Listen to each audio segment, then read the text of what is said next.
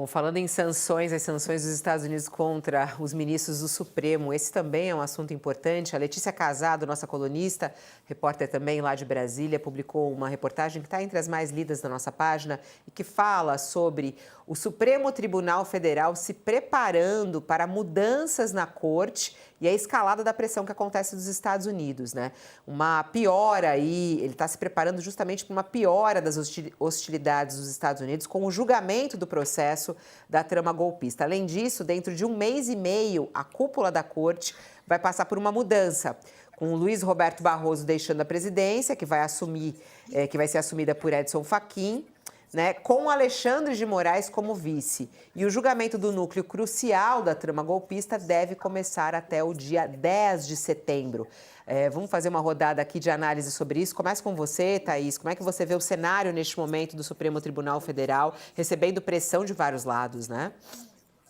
São as glórias e as misérias de um ministro do Supremo Tribunal Federal que essa cena da treta entre Barroso e Fux mostra. Porque, de um lado, eles têm um poder absurdo, né, nessa posição, nessa cadeira que eles ocupam, mas de outro lado também eles estão sujeitos a pressões inimagináveis, inauditas muitas vezes, e como é o caso agora com as sanções dos Estados Unidos. Então o Barroso teve uma semana e tanto, né, já tinha tido o visto para os Estados Unidos cancelado, ele que é professor visitante, pesquisador em universidades americanas, teve o visto para a entrada no país cancelado. O filho dele, como revelou a Carla Araújo e o Matheus Coutinho do UOL, desistiu de voltar aos Estados Unidos, onde ele trabalha, por conta de uma ameaça, de uma possibilidade de também ser barrado nessa entrada.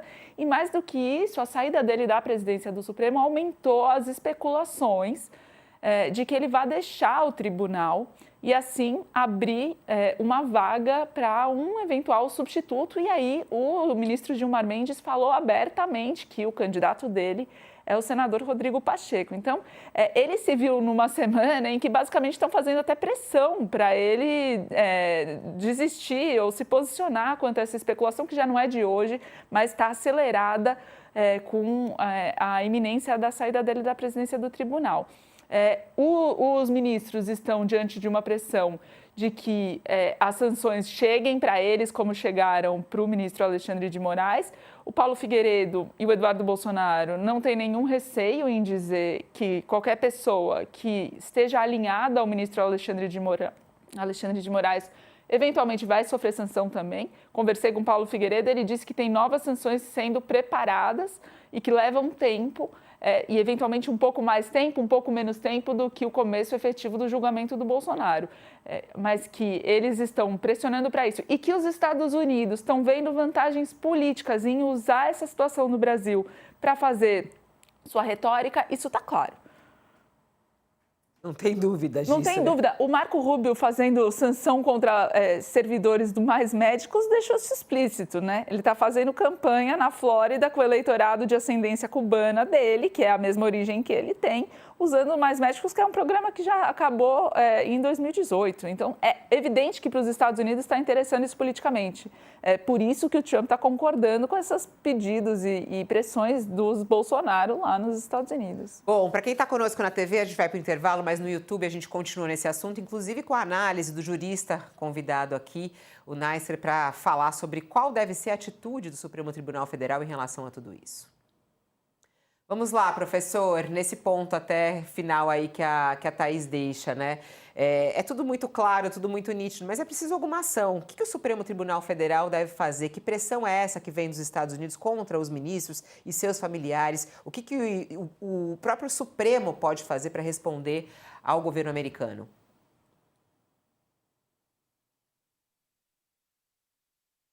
Não estou ouvindo o professor. É lá ou aqui? Eu acho que é aqui. É aqui. Então, vamos lá. Já abrimos. Pode falar, professor.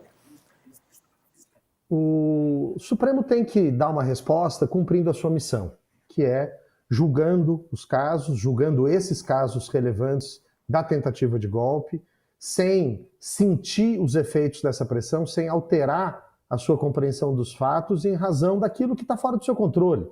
Claro que os ministros do Supremo e o próprio governo brasileiro não tem como alterar o resultado dessas sanções lá nos Estados Unidos. Isso e bem lembrou a Thaís, uma pauta política do governo Trump, Os Estados Unidos está muito polarizado, talvez até mais polarizado do que o Brasil.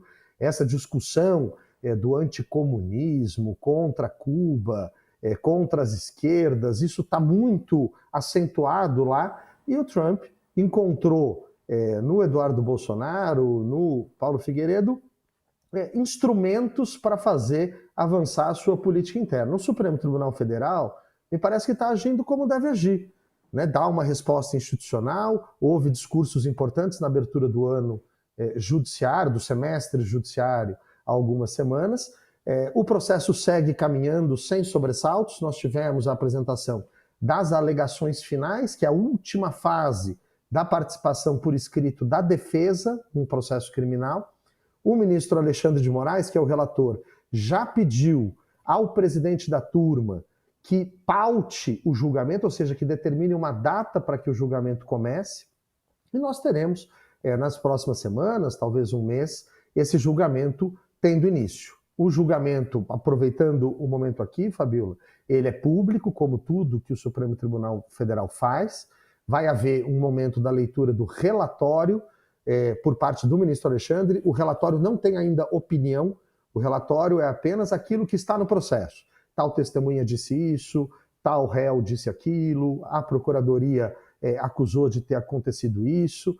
Depois, você tem um espaço em que a acusação, que é a Procuradoria-Geral da República, né, o Ministério Público, faz a sua fala de acusação, faz a sustentação oral da acusação. Depois, cada advogado e advogada dos réus tem o direito de usar a palavra também para defender perante os ministros. Por fim, o ministro Alexandre faz a leitura do seu voto, dizendo se ele acha que esse e aquele réu devem ser condenados ou absolvidos e qual a pena. Professor, estamos de volta com o pessoal que estava conosco na TV. Vamos só voltar nesse calendário que eu acho extremamente importante. As pessoas estão na expectativa de que o resultado final desse julgamento da trama golpista, principalmente para o núcleo crucial que envolve Jair Bolsonaro, possa acabar ainda no final deste ano. Já que as alegações finais da defesa já foram apresentadas e agora já é marcado para setembro, inclusive, eles querem colocar isso todas as terças-feiras de setembro, se não me engano, né? Isso em votação. Há uma expectativa para que a resposta, se Bolsonaro vai ser condenado ou absolvido, isso possa sair até o final de 2025, professor? Fabíola, é muito plausível que isso aconteça. Eu acho até absolutamente provável. Nós devemos ter o início desse julgamento no mês de setembro, né? O ministro relator, o ministro Alexandre, já pediu ao presidente da turma que paute o julgamento, ou seja, que inclua na pauta. Quando começar o julgamento, você tem a leitura do relatório por parte do ministro Alexandre, que diz o que tem no processo, sem ainda juízo de valor.